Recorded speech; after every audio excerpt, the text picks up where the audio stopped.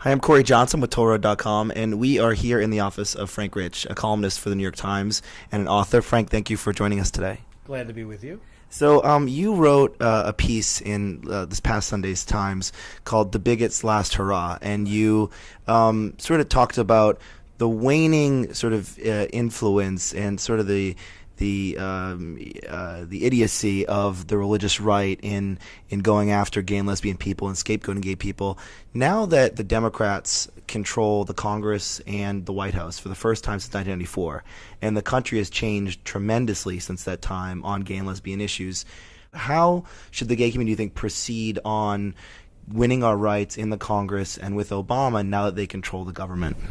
Well, I wouldn't presume to tell the gay community or any community what to do. My own feeling is that every politician should be held accountable for all civil rights issues, and certainly the Democrats should be let off the hook no more than the Republicans, and that's why it certainly was correct to criticize Clinton for Don't Ask, Don't Tell, and for the Defense of Marriage Act, which seems particularly laughable in retrospect. Even at the time, it was so laughable. I remember my 12-year-old son, he was 12 at the time, saying, "Dad, what the hell is this about?" He sort of liked Clinton. So I think I don't particularly care about party labels that much, and I think every politician should be held accountable, certainly on civil rights issues.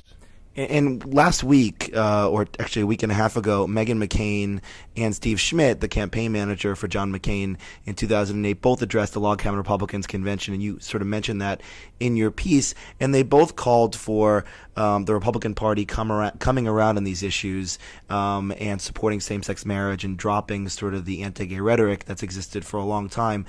Do you think that the Republican Party may come around to these issues out of political smarts, or the religious right, do you think, still has a stranglehold in many ways and you won't see much progress within the GOP? I think the Republican Party right now is on the brink of, chaos merged with a civil war. On one hand, they are beholden to the religious right. On the other hand, demography is destiny.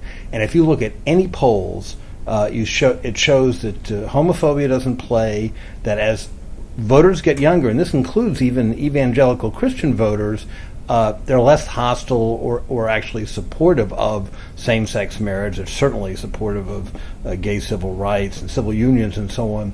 And so you have a situation where I think smart people in the party, like Steve Schmidt, who is also speaking, I think, because he has a lesbian sister, realize they can't win if they just antagonize young America. It's not just antagonizing gay people, it's completely uncool as well as morally wrong to be bashing any group, and particularly a young demographic just won't put up with it, and that's the upcoming group.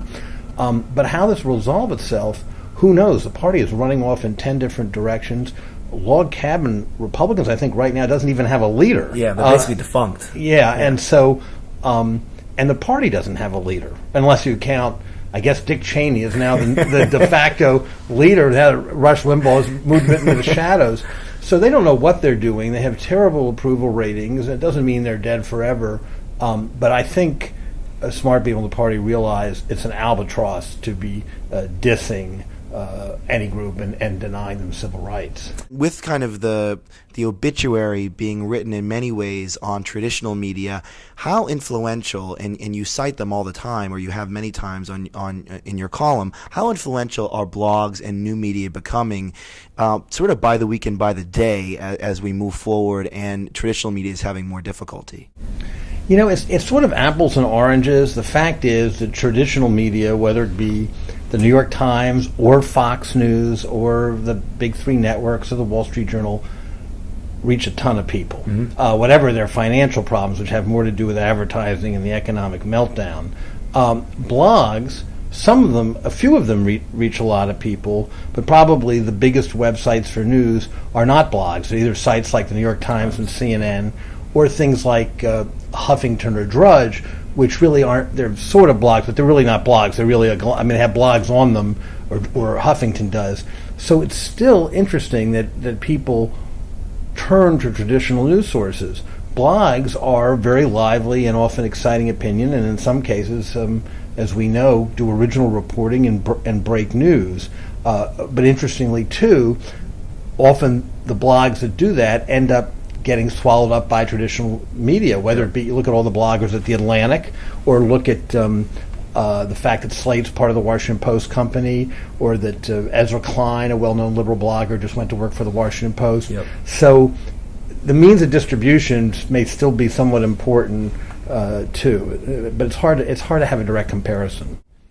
This past week, Miss California made the news by answering a question of what her position was on same-sex marriage, and it kind of blew up rather quickly in the media, and it's gotten a tremendous amount of coverage over the past week. Why do you think that in this day and age, an issue like that gets so much coverage? Do you think it's because of the intersection of sort of culture and politics? Totally. I think that, if a contestant in another kind of contest, not on television, had answered the same question the same way, would we know? Would we care? Do we even really care about this contest? If someone does something on camera, particularly in the age of YouTube, it immediately has a viral potency if it's in any way arresting, that it wouldn't have otherwise. Witness, the contestant at the woman who sang Susan Boyle. Susan Boyle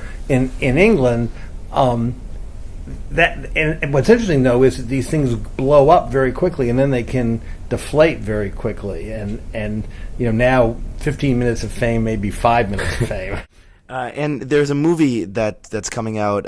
It's premiering at Tribeca, actually, I believe tonight, on Friday. It's called Outrage, and it's about sort of closeted elected officials in the country, and it talks about Larry Craig. It talks about Governor Charlie Crist right now in Florida, and it talks about a multitude of people, regardless of party label, who have been closeted and who have sort of worked against gay and lesbian interests. A journalistic question for you. There's always been sort of a debate in the media of whether or not it's fair to report on someone's sexual orientation if they are being hypocritical, if they are voting against gay and lesbian rights. And I was wondering what you thought about that, and if it's a question that do you think the media should still struggle with, or if there's a pretty clear answer on it if hypocrisy is involved? I do think to invade any public figure's private life just to do it is unsavory. If it doesn't involve corruption, obviously, if someone's stealing or running a racket or something, as happens with some politicians, that's another story. But their sexual and family lives should be off limits. But if it really wildly contradicts their policy, it's fair game. And we've had a continuing history now, particularly of family values crusaders, abstinence education crusaders, gay and straight, turning out to be hypocrites.